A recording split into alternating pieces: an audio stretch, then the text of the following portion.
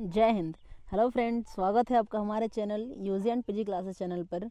आज की इस वीडियो में हम बात करने वाले हैं पॉलिटी का वन लाइनर। ठीक है, भारतीय राज्य व्यवस्था का हम लोग वन लाइनर क्वेश्चन आंसर देखेंगे और इसमें फैक्ट बहुत इंपॉर्टेंट है। ठीक है फ्रेंड, इसमें फैक्ट बहुत इंपॉर्टेंट है क्योंकि ये वन लाइनर के साथ साथ ना उसके साथ जितने भी फैक्ट हैं वो आपको ऑब्जेक्टिव के रूप में वहाँ पर दिया गया है, वो भी वन लाइनर ही है, आपको समझने हैं अच्छे से। तो इससे पहले थोड़ा सा एक हम वर्ड देखते हैं, पॉजिटिव वर्ड, जो कि बहुत इंपॉर्टेंट है आज के संस्कृति के अनुसार हमारे। तो पहला चीज़ है, अपने बच्चों को उपहार दें या न दें, या अपने बच्चों को उपहार न दिया जाए तो वह कुछ देर तक रोएगा। ठीक है फ्रेंड, अपने बच्चे या छोटे बच्चे या भाई बहन जो भी हों उनको अगर उपहार यानी कोई गिफ्ट न दिया जाए तो वो कुछ देर तक रोएगा। लेकिन अपने बच्चों को संस्कार न दिया जाए तो वह जिंदगी भर रोएगा। ये आज का बहुत बड़ा आपके लिए सुविचार है और ये आज से आप गांठ बांधेंगे कि जो भी आपके घर में छोटे, उन्हें संस्कार दीजिए, क्योंकि संस्कार ही एक ऐसी चीज़ है जो ज़िंदगी को सकारात्मक दिशा में ले जा सकती है। ठीक है फ्रेंड, तो चलिए इस वीडियो को स्टार्ट करते हैं। इसमें पहला क्वेश्चन है कि 73वां संविधान संशोधन या 73वां संवैधानिक संशोधन का संबंध किससे है? तो 73rd अमेंडमेंट जब हुआ था उसमें पंचायती राज की बात की गई थी। ठीक है, 73वां संविधान संशोधन यानी 73rd अमेंडमेंट एक्ट किससे रिलेटेड है? पंचायती राज से रिलेटेड है फ्रेंड। नेक्स्ट है, पंचायत समिति किसके प्रति अपने कार्यों के लिए जवाबदेह है? तो पंचायत समिति लोक स्वास्थ्य और पारिवारिक कल्याण या परिवार कल्याण एवं ग्रामीण स्वच्छता संबंधित कार्यों के लिए जवाबदेह है। ठीक है, यानी पंचायत समिति का जिम्मेदारी है, रिस्पॉन्सिबिलिटी है कि लोक स्वास्थ्य का ख्याल रखे, पारिवारिक कल्याण और ग्रामीण स्वच्छता संबंधित कार्यों को ध्यान रखे अच्छे से। ठीक है, नेक्स्ट क्वेश्चन की बात करते हैं। स्थानीय स्वशासन संस्था, स्थानीय स्वशासन संस्था से निर्वाचित पदाधारकों को हटाने का प्रावधान कहाँ लागू किया गया था? इसका अर्थ है फ्रेंड कि स्थानीय स्वशासन जो है उस संस्था से निर्वाचित पदधारकों को हटाने का जो प्रत्याहान है उसका प्रावधान कहाँ पर लागू किया गया था? तो ये मध्य प्रदेश में लागू किया गया था फ्रेंड। नेक्स्ट है, भारत के संविधान के किस अनुच्छेद में अनुसूचित जातियों और अनुसूचित जनजातियों के लिए आरक्षण का प्रावधान किया गया है? तो अनुसूचित जाति और अनुसूचित जनजाति के लिए जो आरक्षण का प्रावधान है फ्रेंड वो अनुच्छेद 335 में है फ्रेंड। नेक्स्ट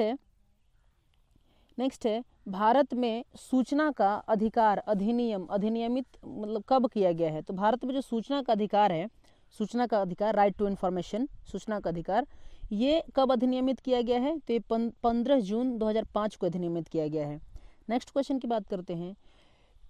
परिभाषा सूत्र की सिफारिश किस समिति ने की थी? तो परिभाषा सूत्र की सिफारिश कोठारी समिति के द्वारा किया गया था। परिभाषा सूत्र, ये याद रखेंगे, परिभाषा सूत्र की सिफारिश कोठारी समिति के द्वारा किया गया था। नेक्स्ट क्वेश्चन है आपका, किस तंत्र में कुछ लोग अधिक लोगों पर शासन करते हैं? फ्रेंड इसमें फैक्ट भी है कुछ।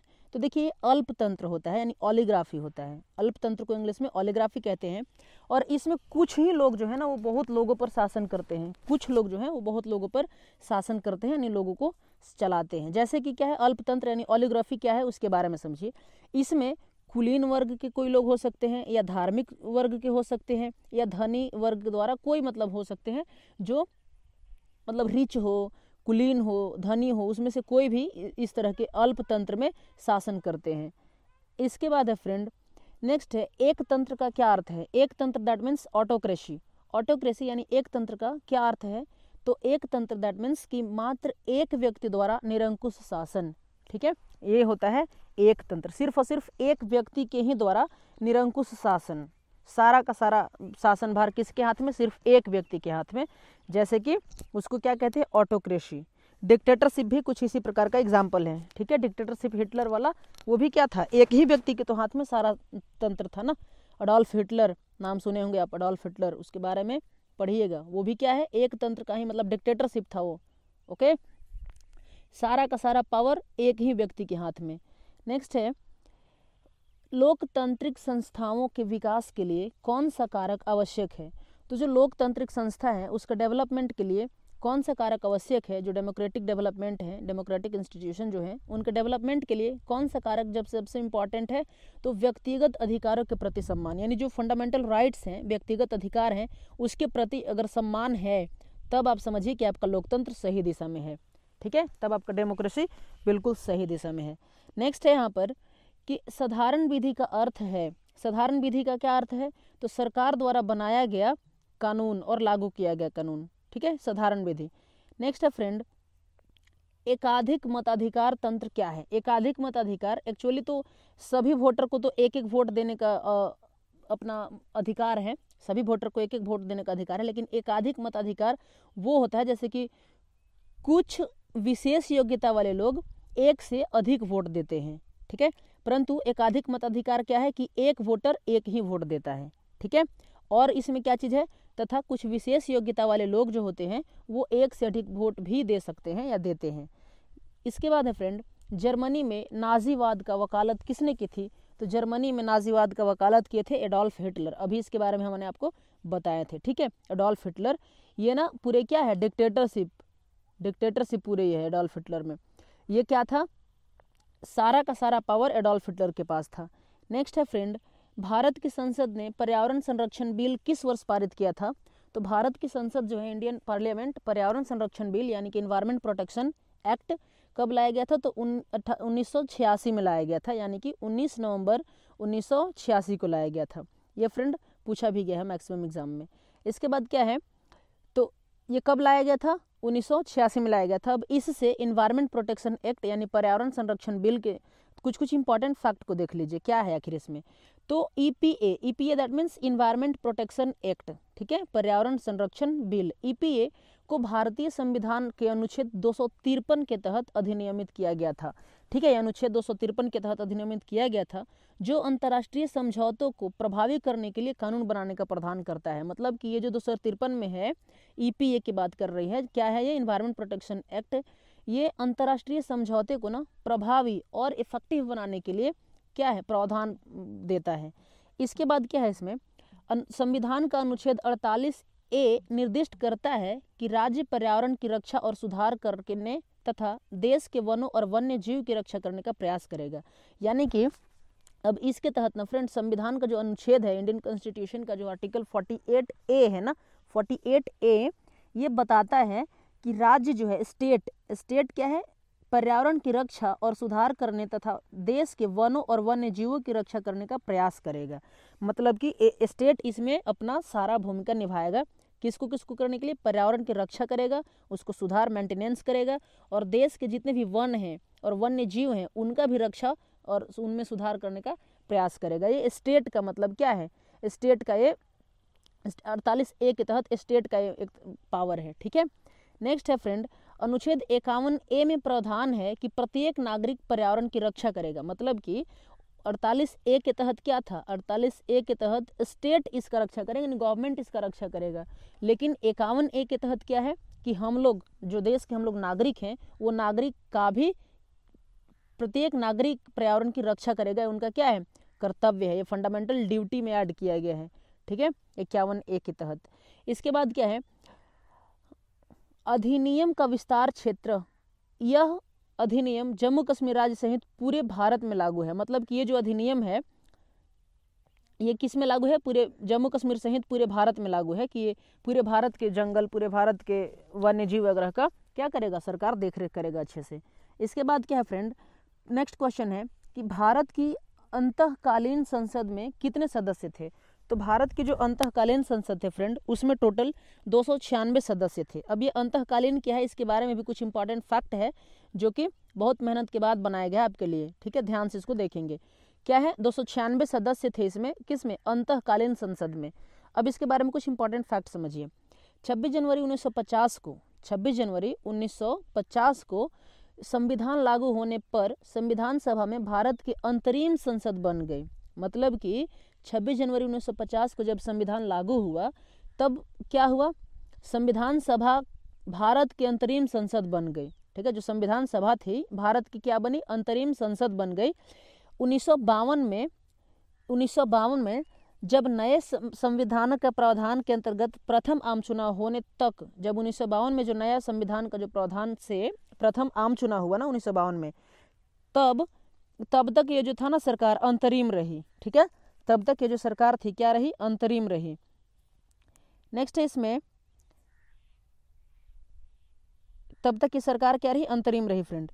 नेक्स्ट की बात करते हैं, 1950 में संसद सदस्यों की कुल संख्या 296 थी। ध्यान रखेंगे यहीं पर कि जो 1950 ईस्वी है ना, तब तक संसद की सदस्य जो थी उस समय कितना थी, उसकी संख्या थी टोटल 1996 थी। लेकिन अगले वर्ष राजसी यानी कि प्रिंसली क्या होते थे उस समय, बता रहे हैं तुरंत, राजसी यानी राज्यों के प्रतिनिधियों को मिला करके इसकी संख्या कितना हो गई, 313 हो गई।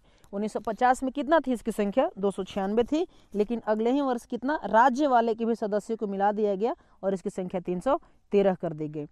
तो यहाँ प्रिंसली, अभी एक नाम आप सुने हैं प्रिंसली, ये क्या है वो समझिए। जैसे कि ये इंडिया, अगर इंडिया की हम बात करें, इंडियन स्टेट की, तो उसके इंडिया के जितने भी स्टेट है ना, जितने भी राज्य हैं अलग अलग, वो सब प्रिंसली स्टेट होते थे।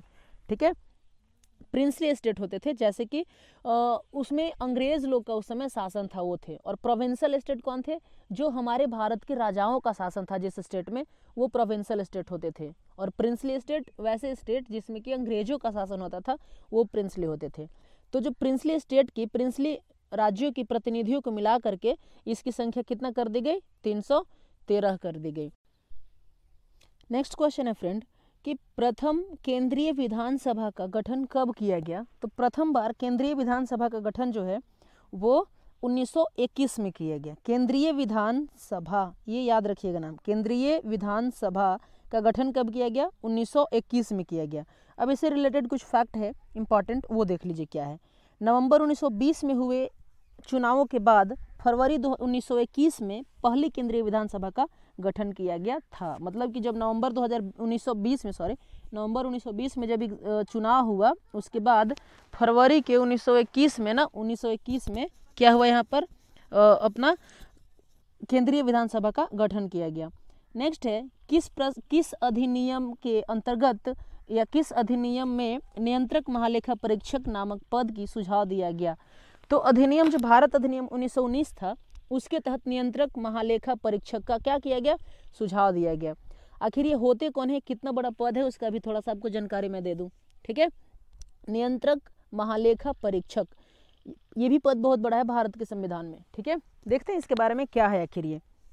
इसका सुझाव कब दिया गया था, नियंत्रक महालेखा परीक्षक का, तो इसका सुझाव 1919 में दिया गया था। इसको अंग्रेजी में बोलते हैं CAG, CAG, CAG, that means controller auditor general, नियंत्रक महालेखा परीक्षक। तो इसमें क्या है फ्रेंड, इसको सुझाव कब दिया गया था, तो इसको सुझाव 1919 के अधिनियम के द्वारा दिया गया था। अब देखिए इसके बारे में कुछ इंपॉर्टेंट फैक्ट है। भारत के नियंत्रक एवं महालेखा परीक्षक यानी कि कंट्रोलर एंड ऑडिटर जनरल यानी कि नियंत्रक महालेखा परीक्षक को आमतौर पर कैग के नाम से जाना जाता है। अभी तुरंत आपको बताया गया है कि भारत में जो नियंत्रक महालेखा परीक्षक होते हैं उनको अंग्रेजी में कंट्रोलर ऑडिटर जनरल यानी कि वही बात है, नियंत्रक महालेखा परीक्षक के नाम से जाना जाता है और इसको शॉर्ट फॉर्म में कैग बोलते हैं। ठीक है, और इसमें जो है कैग किस आर्टिकल के तहत है, मतलब कैग किस आर्टिकल में दिया गया है, प्रावधान है, तो ये आर्टिकल 148 भारतीय संविधान के अनुच्छेद 148 के तहत कैग की बात करते हैं, यानी कि कंट्रोलर एंड ऑडिटर जनरल। ठीक है, नियंत्रक महालेखा परीक्षक। नेक्स्ट क्वेश्चन है फ्रेंड, संविधान की उद्देशिका यानी कि प्रस्तावना का संशोधन कितनी बार किया गया है। तो अभी तक संविधान की जो प्रस्तावना है उसमें सिर्फ और सिर्फ एक बार क्या किया गया, अमेंडमेंट किया गया है, नहीं उसमें क्या संशोधन किया गया, सिर्फ एक बार संशोधन किया गया है। तो ये संशोधन जो है फ्रेंड 42वां कॉन्स्टिट्यूशनल अमेंडमेंट एक्ट 1976 के तहत किया गया था, यानी कि 42nd कॉन्स्टिट्यूशनल यानी अमेंडमेंट एक्ट 1976 के तहत किया गया था। ठीक है, इसके बाद है, इसमें थोड़ा सा और समझिए कि आखिर इसमें हुआ क्या क्या था, ऐड क्या क्या किया गया था। तो ये 42nd जो अमेंडमेंट एक्ट है, यानी 42वां संविधान संशोधन एक्ट 1976 के तहत प्रस्तावना में, किसमें, प्रस्तावना में यानी प्रेम्बल में, भारत संविधान का जो प्रेम्बल है, प्रेम्बल में क्या क्या ऐड किया गया, तो 3 महत्वपूर्ण वर्ड्स ऐड किए गए थे। 3 महत्वपूर्ण वर्ड, वो कौन कौन से वर्ड हैं, these 3 words are socialist, secular and integrity. ये 3 इंपॉर्टेंट वर्ड थे जो कि 42वां संविधान संशोधन 1976 के तहत भारत के प्रस्तावना में ऐड किए गए हैं। अब इस समय प्रधानमंत्री कौन थी वो समझिए। तो इस समय इंदिरा गांधी के प्रधानमंत्री रहते हुए, उस समय कौन थे प्रधानमंत्री, इंदिरा गांधी थी। और इंदिरा गांधी के प्रधानमंत्री रहते हुए इस समय 1976 ईस्वी में 42वां संविधान संशोधन किया गया। ठीक है, और इसमें ना इस समय जो है भारत में आपातकाल लगा हुआ था, इमरजेंसी लगा हुआ था भारत में 1976 में, ठीक है।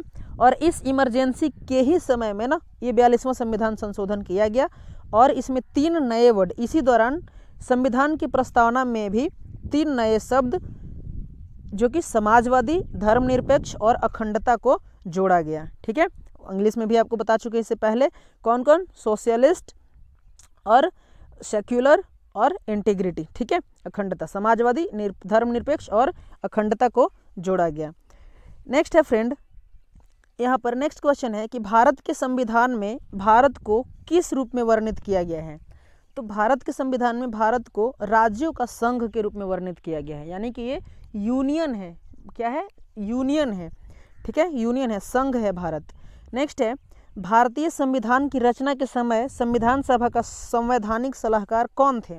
तो भारतीय संविधान जिस समय फॉर्मेशन हो रहा था, रचना हो रहा था इसका, उस समय संविधान का सलाहकार जो थे, संवैधानिक सलाहकार, वो थे BN राव, ठीक है, नाम याद रखिएगा, BN राव थे। नेक्स्ट, इसमें से बहुत सारे क्वेश्चन ऐसे हैं जो बहुत एग्जामों में बार बार पूछे गए हैं, ठीक है, तो आप अच्छे से उन सभी को रिवाइज करते चलेंगे और उसके साथ साथ आपको एक्स्ट्रा बेनिफिट मिल रहा है, जो कि फैक्ट आपको अलग से मिल रहा है, ठीक है, वो आपके लिए एक्स्ट्रा बेनिफिट है। नेक्स्ट है यहाँ पर, लोकतांत्रिक केंद्रीकरण किसकी महत्वपूर्ण विशिष्टता है। तो लोकतांत्रिक केंद्रीकरण जो है फ्रेंड, वो समाजवादी राज्य की महत्वपूर्ण विशेषता है। नेक्स्ट है, विधि का शासन की संकल्पना कहाँ की संवैधानिक प्रणाली की एक विशेष विशिष्टता है। तो विधि का शासन ब्रिटेन का है, एक विशिष्ट विशेषता है। क्या है आखिर विधि का शासन, उसको समझिए। विधि का शासन मतलब रूल ऑफ लॉ, ठीक है, रूल ऑफ लॉ। अब इसमें क्या है जरा इधर समझिए, आई थिंक इसमें भी फैक्ट ऐड किया गया है, हाँ इसमें भी है। तो ये विधि का शासन जो है, रूल ऑफ लॉ, इसका अर्थ है कानून सर्वोपरि है। कानून क्या है? सर्वोपरि है तथा वह सभी लोगों पर समान रूप से लागू होती है। कानून जो है सर्वोपरि है और सभी लोगों पर समान रूप से लागू होती है, चाहे वो कितने भी बड़े पोस्ट पे क्यों ना हो। इसमें कुछ एक्सेप्शन भी है फ्रेंड, जैसे कि गवर्नर और प्रेसिडेंट, ये 2 पे ना थोड़ा सा कानून कम लागू होती है, कुछ इसमें एक्सेप्शन है। बट बाकी इधर जितने भी ऑफिसर हैं या जितने भी लोग हैं, चाहे वो रिक्शे चलाने वाले हो या कोई बड़े पद पे हो या कोई बड़े बिजनेसमैन हो, ठीक है, सबके साथ क्या है? रूल ऑफ लॉ है, यानी कि कानून समान रूप से लागू होती है, यानी कानून सर्वोपरि है, ठीक है। नेक्स्ट क्वेश्चन है आपका, अनुच्छेद 19 में प्रारंभ में कितने मौलिक अधिकार दिए गए थे। तो देखिएगा फ्रेंड, इसमें अनुच्छेद 19 की हम बात कर रहे हैं। अनुच्छेद 19 में प्रारंभ में 7 मौलिक अधिकार दिए गए थे, ठीक है, 7 मौलिक अधिकार। इनमें जो है ना 7 मौलिक अधिकार प्रारंभ में दिए गए थे हैं, याद रखिएगा, थे, कितने थे प्रारंभ में? 7 मौलिक अधिकार थे। लेकिन वर्तमान में कितने हैं? तो वर्तमान में मात्र 6 मौलिक अधिकार अभी हैं, अभी 6 मौलिक अधिकार हैं। तो एक मौलिक अधिकार जो है वो कब हटाया गया और कैसे, वो समझिए कैसे। तो संपत्ति का अधिकार जो था ना, 6ठा अधिकार संपत्ति का अधिकार था, वो क्या कर दिया गया? हटा दिया गया, ठीक है, संपत्ति का अधिकार को हटा दिया गया। इसके बाद क्या है? 44वें संविधान संशोधन द्वारा हटा दिया गया, ठीक। अब देखिए इसमें है क्या चीज़। ये तो आर्टिकल 19 की बात किया था ये क्वेश्चन, ये तो आर्टिकल 19 की बात किया था, इसमें भी 7 अधिकार थे, लेकिन अब कितना है? 6 हैं। लेकिन अगर हम पूरे फंडामेंटल राइट की बात करेंगे फ्रेंड, पूरे फंडामेंटल राइट की, यानी कि पूरे मौलिक अधिकार की, तब वो कितने थे? वो भी मौलिक अधिकार 7 ही थे टोटल। जैसे कि अनुच्छेद लेकर के 12 से लेकर के अनुच्छेद 35 तक थे, ठीक है, इसमें 7 मौलिक अधिकार थे टोटल, 7 मौलिक अधिकार थे, ओके। अब लेकिन अब कितने हैं इसमें भी? तो इसमें भी अनुच्छेद 12 से लेकर 35 के बीच में ना कितने हैं टोटल? इसमें भी टोटल 6 अधिकार अभी हैं, ठीक। इसमें भी जो आर्टिकल 31 में जो संपत्ति की बात किया गया था, 31 में 31 में, वो अधिकार को मतलब लीगल राइट बना दिए गए, कानूनी अधिकार बना दिए गए हैं, फंडामेंटल राइट नहीं। अब ये मूल अधिकार नहीं है, अब ये लीगल अधिकार बन गया है। देखिए आखिर कौन कौन था 6 फंडामेंटल राइट, अभी कौन कौन है वो समझ लीजिए। तो there are 6 fundamental rights in Indian constitution along with these constitutional article related. देखिए इसमें 6 अभी जो हैं वो कौन कौन से हैं और आर्टिकल कितने कितने में आते हैं वो समझिए थोड़ा सा। तो पहला है इसमें right to equality. Right to equality की बात करता है कि समानता का अधिकार, ठीक है, हिंदी इंग्लिश दोनों में बात करेंगे, इससे कोई दिक्कत नहीं है आपको। Right to equality that means समानता का अधिकार आर्टिकल 14 से लेकर 18 तक है, ठीक है। आर्टिकल 14 से 18 तक में किसकी बात करती है? समानता की बात करती है। अब 14 में क्या है, 15 में क्या है, 16 में क्या है, 17 में क्या है, 18 में क्या है, ये सब आपको दूसरे वीडियो में बताया जाएगा, ठीक है। अभी तो एक क्वेश्चन आ गया, इसमें फैक्ट बड़ा ज़बरदस्त था इसीलिए आपको ये बता दिया गया, लेकिन ये पॉलिटी का जो आर्टिकल है ना, इसको स्टार्ट से अच्छे से इसको एक सीक्वेंस वे में लिया जाएगा वीडियो, ठीक है। तो यहाँ पर क्या है, आर्टिकल जो 14 से 18 के बीच में है, राइट टू इक्वलिटी है पहला right to equality. Next right की बात करते हैं, दूसरा right to freedom. Right to freedom मतलब स्वतंत्रता का अधिकार है आपके पास। स्वतंत्रता का अधिकार क्या है कि आर्टिकल 19 से लेकर 22 तक की बात करते हैं। 14 से 18 समानता का अधिकार, ठीक है, और अब स्वतंत्रता का अधिकार 19 से लेकर 22 तक की बात करता है। नेक्स्ट है राइट अगेंस्ट एक्सप्लॉयटेशन, शोषण के विरुद्ध अधिकार। शोषण के विरुद्ध अधिकार भी क्या है, हमारा मौलिक अधिकार है, यानी कि कोई हमें शोषण नहीं कर सकता है, कोई हमें शोषण नहीं कर सकता है, ठीक है। वो क्या है, आर्टिकल 23 और 24 में बात किया गया है, 23 और 24 में बात किया गया है। नेक्स्ट है right to freedom of religion, धार्मिक स्वतंत्रता का भी अधिकार है फ्रेंड। अगर आप चाहते हैं सनातन संस्कृति को खूब बढ़ाना तो आप बिल्कुल बढ़ा सकते हैं, बिल्कुल बढ़ाना ही चाहिए, क्यों नहीं बढ़ाएंगे जी, बिल्कुल बढ़ाना चाहिए, ठीक है। तो ये आपके पास क्या है, मौलिक कर्तव्य है आपका, मौलिक अधिकार है आपके पास। कर्तव्य 51A में है, वो अलग चीज़ है, कर्तव्य भी अलग चीज़ थोड़ी सी। तो ये क्या है आपके लिए, ये मौलिक अधिकार है, इससे आपको कोई नहीं छीन सकता है, ठीक है। हाँ, भले ही कुछ हद तक कुछ जगहों पर मौलिक अधिकार को सीमित जरूर किया जा सकता है, ठीक है, सीमित जरूर किया जा सकता है मौलिक अधिकार को। जैसे इमरजेंसी लग गया तो वहाँ पर मौलिक अधिकार को सीमित कर दिया जाएगा।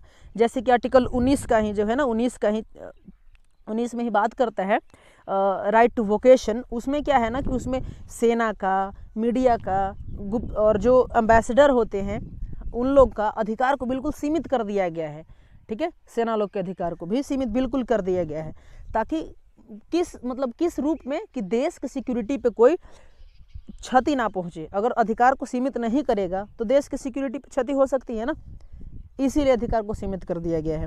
तो यहाँ पर क्या है कि right to freedom of religion, आपके पास धर्म को मनाने की खूब स्वतंत्रता है, ठीक है। नेक्स्ट है क्या, यहाँ पर नेक्स्ट है आपका 5 नंबर की राइट जो है वो है cultural and educational right. Article 29 to 30, article 29 और 30 में बात करता है कल्चरल और एजुकेशनल राइट की, यानी कि आपके पास शिक्षा की और संस्कृति की दोनों की अधिकार है। ये मूल अधिकार है, आपसे आपका संस्कृति कोई छीन नहीं सकता है, ठीक है। इसलिए आपको बोले, आपको सनातन संस्कृति को जितना बढ़ाना है बिल्कुल बढ़ाइए और लोगों को प्रेरित भी करिए, ठीक है, लोगों को प्रेरित करिए, क्योंकि धर्मो रक्षति रक्षत, ठीक है, धर्मो रक्षति रक्षत। इसके बाद क्या है फ्रेंड, यानी कि धर्म की रक्षा करना हमारा क्या है, कर्तव्य है। इसके बाद हम बात करते हैं आर्टिकल 31 की। तो राइट टू प्रॉपर्टी आर्टिकल 31 में था, यहाँ पर भी राइट टू प्रॉपर्टी था, ओके, ये राइट टू प्रॉपर्टी था। उसमें था ना, एक था जो 19 का 6 था, वो भी राइट टू प्रॉपर्टी था, उसमें अर्जित संपत्ति था और इसमें पैतृक संपत्ति की बात है, ओके, ऐसा ही है। इसके बाद क्या है, राइट टू प्रॉपर्टी जो है वो रिमूव्ड कर देगा 44th कॉन्स्टिट्यूशनल अमेंडमेंट एक्ट 1978 के तहत। 44वां संविधान संशोधन 1978 के तहत राइट टू प्रॉपर्टी को रिमूव करके इसको कहाँ रख दिया गया है, आर्टिकल 300 का क में रख दिया गया है, ठीक है, आर्टिकल 300 का क में रख दिया गया है और इसे लीगल राइट बना दिया गया है, यानी कानूनी अधिकार बना दिया गया है। नेक्स्ट है, यानी कि कानूनी अधिकार मतलब कोई जनता जबरदस्ती आपसे ज़मीन नहीं छीन सकती है आपका, लेकिन ज़रूरत पड़ने पर सरकार आपसे ज़मीन ले सकती है। जैसे कहीं हाईवे बनाना पड़ गया तो उसके बीच में आपका घर आ गया, सरकार गिरा देगी, बिल्कुल। कहीं ट्रैक चला गया ट्रेन का, कहीं हवाई अड्डा बनाना है तो वो सब में ज़मीन सरकार ले सकती है आपसे, भले उसका मुआवजा दे दे, वो अलग बात है। तो एक लीगल राइट बन गया है, कानूनी अधिकार बन गया है। नेक्स्ट है 7 राइट जो है, अभी तो पता चल गया ना 6 वाले राइट हटा दिया गया है। अब 7वां राइट जो है फ्रेंड वो है कि राइट टू कॉन्स्टिट्यूशनल रेमेडीज़। ये बहुत बहुत बहुत इंपॉर्टेंट राइट है, राइट टू कॉन्स्टिट्यूशनल रेमेडीज़। अब क्या है ये समझिए, इसमें ना आर्टिकल 32 में बात करता है, आर्टिकल 32 में राइट टू कॉन्स्टिट्यूशनल रेमेडीज़ का, कि ये मूल अधिकार को, ध्यान से समझिएगा लाइन, मूल अधिकार को मूल अधिकार बनाने वाला मूल अधिकार कहते हैं, ठीक है। क्या है ये, मूल अधिकार को मूल अधिकार बनाने वाला मूल अधिकार कहते हैं इसको। यानी कि ये इतना इंपॉर्टेंट राइट है ना आर्टिकल 32, जिसके तहत आप सीधे सुप्रीम कोर्ट का दरवाज़ा खटखटा सकते हैं, सीधे सुप्रीम कोर्ट आप इसके तहत जा सकते हैं, सीधे सुप्रीम कोर्ट। अगर कहीं पर आपका हनन हो रहा है मूल अधिकार का, यानी मौलिक अधिकार का कहीं भी आपका हनन हो रहा है फंडामेंटल राइट का, तो आप सिंपली आप कहाँ पर याचिका दायर कर सकते हैं, तो आप सुप्रीम कोर्ट में याचिका दायर कर सकते हैं इस आर्टिकल 32 के तहत। और फ्रेंड और कहाँ, और कहाँ तो और हाई कोर्ट में भी यहाँ पर केस कर सकते हैं, हाई कोर्ट में भी किसके तहत, आर्टिकल 226 के तहत, ठीक है, 226 के तहत हाई कोर्ट में जा सकते हैं, या 32 के प्रयोग करके सीधे सुप्रीम कोर्ट में जा सकते हैं। ये है मूल अधिकार, ठीक है, ये मूल अधिकार है आपका कि आर्टिकल 32 जो है वो सीधे, अगर कहीं पे आपका हनन हो रहा है मूल अधिकार का, तो आप सिंपली सुप्रीम कोर्ट में जाइए, आपको तुरंत सुनवाई होगी। अब सुनवाई का प्रोसेस जो है वो तो आपको देर लगेंगे, बट सुनवाई जरूर होगी मूल अधिकार के हनन होने पर। या सिंपली आप कहाँ जा सकते हैं, हाई कोर्ट जा सकते हैं अनुच्छेद 226 का यूज करके, ठीक है। तो अनुच्छेद 32 और अनुच्छेद 226 याद रखिएगा, ये कहाँ जाएंगे, 32 के तहत सुप्रीम कोर्ट और इसके तहत हाई कोर्ट। लेकिन अगर कोई भी अदर जो है, अदर राइट का अगर आपको हनन होता है तो आप मतलब अधीनस्थ न्यायालय में जाइए, यानी कि निचले डिस्ट्रिक्ट कोर्ट जो है, डिस्ट्रिक्ट कोर्ट वगैरह में जा करके अपना फिर हाई कोर्ट में, फिर सुप्रीम कोर्ट जा सकते हैं, ठीक है, डिस्ट्रिक्ट कोर्ट, हाई कोर्ट, ऐसा है इसके। तो ये याद रखेंगे दोनों।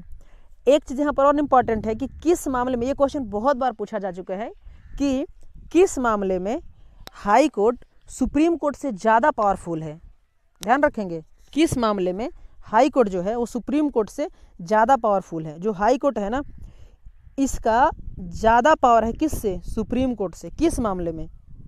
ये क्वेश्चन आप कमेंट करके जरूर इसका आंसर दीजिएगा अगर आपको पता होगा तो, ठीक है। तो ये मैं बता देता हूँ अभी, ये रीट निकालने में, ठीक है, रीट निकालने में सुप्रीम कोर्ट से ज़्यादा पावर हाई कोर्ट को है। अब कैसे है वो समझिए, अभी समझाने वाले हैं नेक्स्ट क्वेश्चन में, ठीक है। क्या है पहला बात कि एक रीट किसके द्वारा जारी की जाती है। तो जो रीट है फ्रेंड, WRIT रीट, ये रीट क्या है वो अभी समझाएंगे। और रीट जो है वो किसके द्वारा जारी किया जाता है रीट, तो वो उच्च न्यायालय और सर्वोच्च न्यायालय दोनों के द्वारा रीट जारी किया जाता है। उच्च न्यायालय मतलब हाई कोर्ट और सर्वोच्च न्यायालय मतलब सुप्रीम कोर्ट, ठीक है, हाई कोर्ट और सर्वोच्च न्यायालय मतलब सुप्रीम कोर्ट। अभी तुरंत आपको बताए थे कि ये कितना है, हाई कोर्ट जो है वो किसके तहत जारी करेगा, तो अनुच्छेद 226 के तहत रीट जारी कर सकता है। और सुप्रीम कोर्ट किसके तहत रीट जारी करेगा, तो अनुच्छेद 32 के तहत रीट जारी करेगा। आखिर ये रीट क्या है, इसके बारे में समझिए। जो रीट है ना, ये रीट आपको आपके मतलब अधिकारों को, आपके अधिकारों को बनाए रखने के लिए बहुत इंपॉर्टेंट रीट है। अब रीट कितने प्रकार के होते हैं, हमारे भारतीय संविधान में कितने प्रकार से दिए गए हैं वो समझिए। तो हमारे भारतीय संविधान में 5 तरह के रीट की बात किया गया फ्रेंड, ठीक है, 5 तरह की रीट की बात किया गया है। तो इसको अभी हम लोग देखते हैं तुरंत, ये 5 तरह के रीट कौन कौन से हैं। तो ये देखिए, ये है आपका 5 तरह के रीट, ठीक है। पहला है इसमें बंदी प्रत्यक्षीकरण यानी कि हॉबियस कर्पस, ठीक है, बंदी प्रत्यक्षीकरण यानी कि हॉबियस कर्पस। दूसरा है परमादेश यानी मैंडामस, परमादेश यानी कि मैंडामस। थर्ड है निषेध या प्रतिषेध यानी कि प्रोहिबिशन। फोर्थ है उत्प्रेषण यानी कि सर्ज्यूरी। नेक्स्ट है अधिकार परीक्षा यानी कि को वारंटो, ठीक है, अधिकार परीक्षा यानी कि को वारंटो। इतने तरह का आपका क्या है, रीट है यहाँ पर, रीट जो कि सुप्रीम कोर्ट के तहत या हाई कोर्ट के तहत दोनों इसमें रीट को निकाल सकते हैं। अब ये रीट क्या है इसके लिए सेपरेट वीडियो लाया जाएगा, ये भी टॉपिक थोड़े सी हैं, ठीक है। नेक्स्ट हम लोग बात करते हैं, ये 5 प्रकार के रीट है हमारे भारतीय संविधान में। इसके बाद हम लोग बात करते हैं कि कोई राज्य उन अधिकारों द्वारा जाना जाता है जिन्हें वह बनाए रखता है, यह किसका कथन है। तो कोई भी राज्य जो है फ्रेंड वो किन अधिकारों के द्वारा जाना जाता है, ये कौन बोले हैं, मतलब कि जो राज्य जो है ना वो जिस अधिकार को बनाया है उसी के द्वारा जाना जाता है, ये किसका कथन है, तो ये कथन है हैरोल्ड लॉस्की का, ठीक है, हैरोल्ड लॉस्की द्वारा ये बोला गया था। नेक्स्ट क्वेश्चन है फ्रेंड, अभियुक्त को नमूना हस्ताक्षर के लिए बाध्य करना क्या माना जाता है। अभियुक्त यानी कि कोई भी विक्टिम है उसको कोई भी नमूना हस्ताक्षर करने के लिए बाध्य करना क्या माना जाता है, तो ये व्यक्तिगत स्वतंत्रता के अधिकार का उल्लंघन माना जाता है। यानी कि कोई भी आपको फोर्स नहीं कर सकता है, क्या करने से लिए, कहीं ज़बरदस्ती अधिकार साइन ऑन कराने से फोर्स नहीं कर सकता है। या अगर आपको कोई पुलिस कस्टडी में ले लिया तो क्या कर सकता है, आपसे ज़बरदस्ती आपसे उगलवा नहीं सकता है, कोई भी बात को ज़बरदस्ती कुछ पूछ नहीं सकता है, ठीक है। आप सिंपली कह सकते हैं, या मतलब ज़बरदस्ती वो ये नहीं कह सकता है कि तुम ही क्राइम किए हो, क्राइम को किए हो तो कबूल करो, बिल्कुल नहीं। अगर ये कहता है, मारता पीटता है, तो क्या है, ये उल्लंघन कर रहा है आपके व्यक्तिगत स्वतंत्रता के अधिकार का, ठीक है। इसीलिए कभी भी अगर जेल जाना पड़े तो उसे डरना नहीं है, क्यों, क्योंकि आपके पास अपना अधिकार है ना जी। पुलिस तो आपको मार नहीं सकती है, मारना तो सबसे बड़ी बड़ी बड़ी सजा हो जाएगी पुलिस के लिए भी, ठीक है। पुलिस आपको मार नहीं सकती, आप सिंपली कहें कि हम जो भी कहेंगे कोर्ट में कहेंगे। पुलिस का काम ही इतना है आर्टिकल 21 के तहत, ठीक है। उसका आर्टिकल 20 और 21 जो है ना, यही आपको स्वतंत्रता की बात कराती है। ये अधिकार इतना मजबूत है कि ये यहाँ तक कि जब इमरजेंसी भी लग जाएंगी ना, तो भी ये अधिकार क्या होगा, ख़त्म नहीं किया जाएगा और इसे वंचित नहीं किया जाएगा। इतना महत्वपूर्ण है, ठीक है, इसको ध्यान रखेंगे। ये सब हम लोग डिटेल में देखेंगे कब, जब हम लोग वो आर्टिकल वाले वीडियो लाएंगे ना पॉलिटी का, तब देखेंगे। तो यहाँ पर क्या है कि व्यक्तिगत स्वतंत्रता का जो अधिकार है उसका उल्लंघन कर देगा अगर वो आपको मारता पीटता है या ज़बरदस्ती कोई सज़ा, कोई गुनाह कबूल कराने को बोलता है। तो अब सिंपली कहिए, हम यहाँ कुछ नहीं बोले, हम जो भी बोलेंगे कोर्ट में बोलेंगे, ठीक है। नेक्स्ट हम लोग बात करते हैं फ्रेंड कि मंडल आयोग की रिपोर्ट किससे संबंधित है। तो ये मंडल आयोग जो है, वो मंडल आयोग की रिपोर्ट पिछले वर्ग से संबंधित है, यानी अन्य पिछले वर्गों से संबंधित है, अदर बैकवर्ड क्लास, ठीक है, अन्य पिछले वर्गों से संबंधित है। नेक्स्ट है ओबीसी, ठीक है, ओबीसी। नेक्स्ट है, आखिर ये क्या है पिछले वर्ग, थोड़ा सा समझ लीजिए। देखिए, इसमें एक प्रकार से है एससी यानी शेड्यूल कास्ट, फिर है एसटी यानी कि शेड्यूल ट्राइब, फिर है फ्रेंड ओबीसी। इन लोग के आरक्षण की बात है, ठीक है, इन लोग के आरक्षण की बात है। आर्टिकल किसमें, समता समानता का अधिकार जहाँ पर है ना 14 से लेकर 18 के बीच में, उसी में इसमें क्या है, आरक्षण की बात है, वो आपको बताया जाएगा, ठीक है। तो ये क्या है कि मंडल आयोग की रिपोर्ट किससे है, अन्य पिछड़े वर्गों से यानी कि ओबीसी से है। अन्य पिछड़े वर्ग यानी कि अदर बैकवर्ड क्लास, ओबीसी से है मंडल आयोग का, ठीक है। नेक्स्ट है क्वेश्चन, कार्ल मार्क्स द्वारा लिखित है। कार्ल मार्क्स द्वारा क्या है, दास कैपिटल कार्ल मार्क्स के द्वारा लिखा गया है। जो दास कैपिटल है वो किसके द्वारा लिखा गया है, कार्ल मार्क्स के द्वारा। नेक्स्ट है, स्विट्जरलैंड में प्रत्यक्ष विधान में क्या होता है। तो स्विट्जरलैंड में है प्रत्यक्ष विधान में सहज समृद्धि होता है, सहज समृद्धि होता है। नेक्स्ट क्वेश्चन है फ्रेंड, स्विस का राष्ट्रपति मतलब स्विस राष्ट्रपति का कार्यकाल कितने वर्ष का होता है। जो स्विस राष्ट्रपति का कार्यकाल है 1 वर्ष के लिए होता है, 1 वर्ष के लिए। नेक्स्ट है, स्विस संघीय सभा के 2 चैम्बरों को क्या कहते हैं। स्विस संघीय सभा के 2 चैम्बरों को राष्ट्रीय परिषद और राज्यसभा यानी national council and national of councils of state कहते हैं। पहला क्या कहते हैं, राष्ट्रीय परिषद और राज्यसभा, ये उसको बोलते हैं, ठीक है। नेक्स्ट है, यह किसने कहा था कि एडोल्फ हिटलर जर्मनी है और जर्मनी एडोल्फ हिटलर है। जो हिटलर के लिए वचनबद्ध है वह जर्मनी के लिए वचनबद्ध है। यह कहा था हिटलर, वही एडोल्फ हिटलर की ही कथन है ये, कि यह किसने कहा था कि एडोल्फ हिटलर जर्मनी है और जर्मनी एडोल्फ हिटलर है। जो हिटलर के लिए वचनबद्ध है वह जर्मनी के लिए वचनबद्ध है, ये एडोल्फ हिटलर का कथन है। नेक्स्ट है, किसने कहा है कि कोई भी राजनीतिक धर्म से रहित नहीं है। तो कोई भी राजनीतिक जो है धर्म से रहित नहीं है, ये बात गांधी जी ने कही है।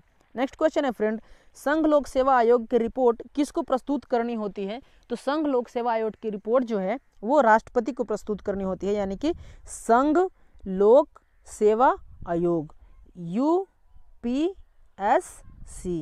यूनियन पब्लिक सर्विस कमीशन, ठीक है, यूपीएससी। ये इसका जो रिपोर्ट है किसको करना होता है, संघ लोक सेवा आयोग यानी यूपीएससी का रिपोर्ट किसको प्रस्तुत करना होता है। तो वो राष्ट्रपति को, ठीक है, राष्ट्रपति को प्रस्तुत करना होता है। नेक्स्ट है, संविधान सभा ने राष्ट्रगान कब अपनाया। तो संविधान सभा ने 24 जनवरी 1950 को राष्ट्रगान को अपनाया है। नेक्स्ट क्वेश्चन है फ्रेंड, भारत की संविधान सभा किसके कहने पर बनाई गई थी। तो भारत की संविधान सभा है वो कैबिनेट मिशन के कहने पर बनाई गई थी। नेक्स्ट है, संविधान के अंतर्गत भारतीय लोकतंत्र के आदर्शों को हम कहाँ देख सकते हैं। तो संविधान के अंतर्गत जो भारतीय लोकतंत्र के जो आदर्श है ना, उसे हम लोग देख सकते हैं प्रस्तावना में देख सकते हैं, यानी कि प्रियम्बल में देख सकते हैं फ्रेंड। इसके जो आदर्श हैं उसको हम लोग कहाँ, प्रियम्बल में देख सकते हैं।